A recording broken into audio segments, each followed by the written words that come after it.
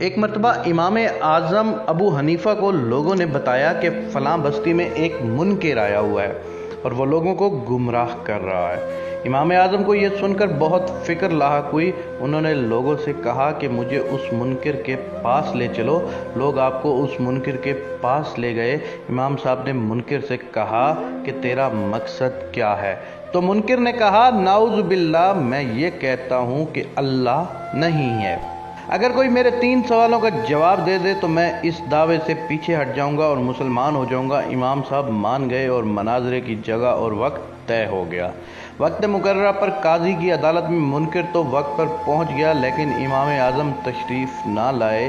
جب کافی دیر کے بعد بھی امام تشریف نہ لائے تو منکر نے یہ کہنا شروع کر دیا کہ لوگو دیکھو، تمہارا امام جھوٹا تھا، اس لیے وہ یہاں نہیں آئے۔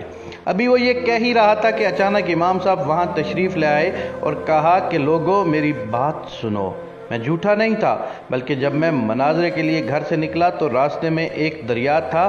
جب میں دریا کے کنارے پر پہنچا تو وہاں کوئی کشتی اور کوئی ملاح موجود نہ تھا۔ جب میں نے یہ دیکھا تو بہت پریشان ہوا اور اللہ سے دعا کی کہ اے اللہ، اگر آج مجھے کوئی کشتی نہ ملی تو میں یہ مناظرہ ہار جاؤں گا اور تیرا منکر یہ جیت جائے گا۔ اس طرح لوگوں کے دلوں میں برے خیالات آئیں گے، پس میری مدد فرما۔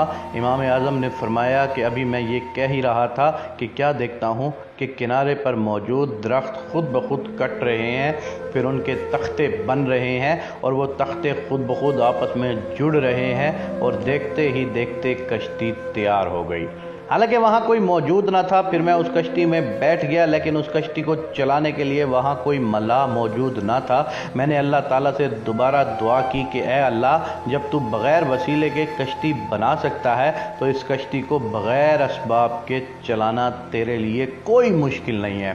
ابھی میں نے یہ دعا کی ہی تھی کہ کشتی خود بخود چلنے لگ گئی اور دوسرے کنارے پر لگ گئی۔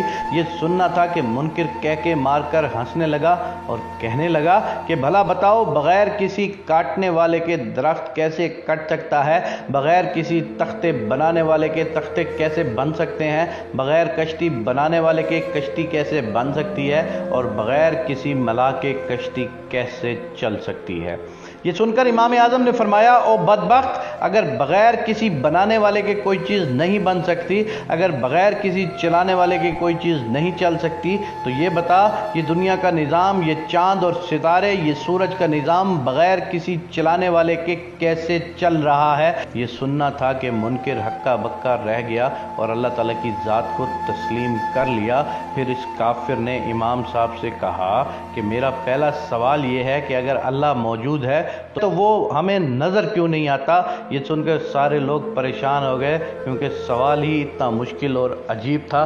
لیکن امام صاحب نے لوگوں سے کہا کہ جاؤ ایک دودھ کا پیالہ لے آؤ۔ لوگ وہ لے آئے۔ اب امام اعظم نے اس کافر سے کہا کہ بتاؤ، اس دودھ کے پیالے میں ملائی موجود ہے؟ اس کافر نے کہا ہاں موجود ہے۔ پھر امام صاحب نے کہا کہ بتاؤ، اگر اس میں ملائی موجود ہے تو وہ ہمیں نظر کیوں نہیں آتی؟ یہ سن کر کافر پھر سکتے میں آ گیا اور اس کا جواب اس کے پاس موجود نہ تھا۔ پھر امام صاحب نے فرمایا، او کافر، اسی طرح اللہ بھی موجود ہے اور وہ ہمیں نظر نہیں آتا۔ وہ ایک ہی وقت میں ہر طرف موجود ہوتا ہے، لیکن ہماری آنکھ میں اتنی طاقت نہیں کہ اسے دیکھ سکیں۔ کافر نے کہا کہ چلو مان لیا، اللہ ہر طرف موجود ہے، لیکن اب میرے دوسرے سوال کا جواب دو، اگر اللہ ہر طرف موجود ہے تو اس کا رخ کس طرف ہے؟ یہ سن کر سارے لوگ پریشان ہو گئے، کیونکہ یہ سوال بھی بہت مشکل تھا اور عجیب تھا۔ اب امام صاحب نے لوگوں سے کہا کہ جاؤ ایک چراغ لے آؤ۔ لوگ چراغ لے آئے۔ امام صاحب نے کافر سے کہا کہ بتاؤ، اس کی روشنی کا رخ کس طرف ہے؟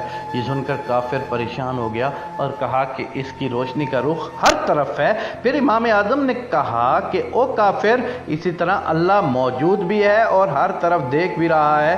یہ سن کر کافر نے کہا کہ چلو مان لیا، اللہ موجود ہے اور ہر طرف دیکھ رہا ہے۔ اب میرے تیسرے اور آخری سوال کا جواب دو، اگر اللہ موجود بھی ہے اور ہر طرف دیکھ بھی رہا ہے تو یہ بتاؤ کہ اللہ تعالیٰ اس وقت کیا کر رہا ہے؟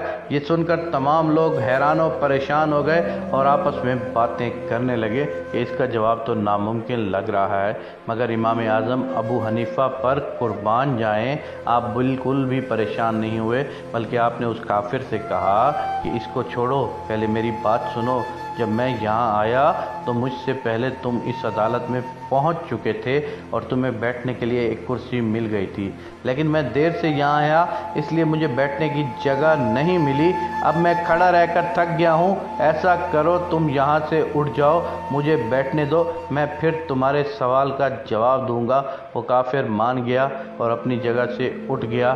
امام اعظم نے کرسی پر بیٹھتے ہی کہا کہ او کافر، سن، اس وقت اللہ دیکھ بھی رہا ہے اور موجود بھی ہے، اور وہ اس وقت ایک جھوٹے کو، ایک کافر کو اٹھا کر ایک سچے کو بٹھا رہا ہے۔ یہ سن کر کافر حیران و پریشان اور ہکا بکا رہ گیا۔ اس کے پاس اب کہنے کو کچھ نہ تھا اور وہ یہ مناظرہ ہار چکا تھا، کیونکہ اس کا پالا کوئی عام آدمی سے نہیں بلکہ وقت کے امام اعظم ابو حنیفہ رحمۃ اللہ علیہ سے پڑا تھا۔ اب کافر نے کہا کہ میں اپنے الفاظ واپس لیتا ہوں اور مسلمان ہوتا ہوں، اب مجھے کلمہ پڑھا دیجیے۔ سبحان اللہ، سبحان اللہ۔